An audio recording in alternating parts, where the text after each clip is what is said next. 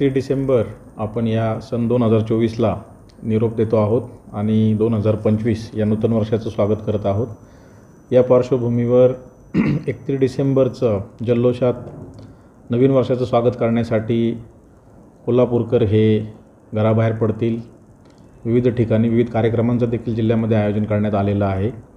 या पार्श्वभूमीवर कुठलाही अनुचित प्रकार घडू नये, कायदा व सुव्यवस्था अबाधित राहावी यासाठी एक पोलीस अधीक्षक, एक अपर पोलीस अधीक्षक, 6 उपविभागीय पोलीस अधिकारी, 80 अधिकारी आणि 700 पोलीस कर्मचारी असा बंदोबस्त हा उद्या तैनात करण्यात येणार आहे।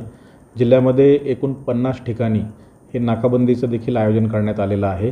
प्रत्येक नाकाबंदीच्या ठिकाणी ब्रेथ ॲनालायझर मशीनची देखील व्यवस्था करण्यात आलेली आहे।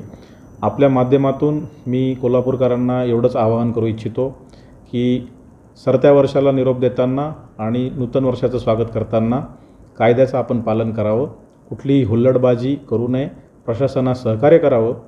त्याचबरोबर मद्यपान करून किंवा कुठल्याही इतर नशा करून वाहन चालू नये, जेणेकरून आपला स्वतःचा जीव आणि इतरांचा जीव आपण धोक्यात आणणार नाही।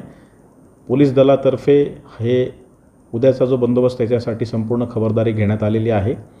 त्याचबरोबर जी महत्त्वाची ठिकाणं आहे कोल्हापूर जिल्ह्यातली, त्या ठिकाणी घातपात विरोधी तपासणी देखील पोलीस दलातर्फे करण्यात येईल।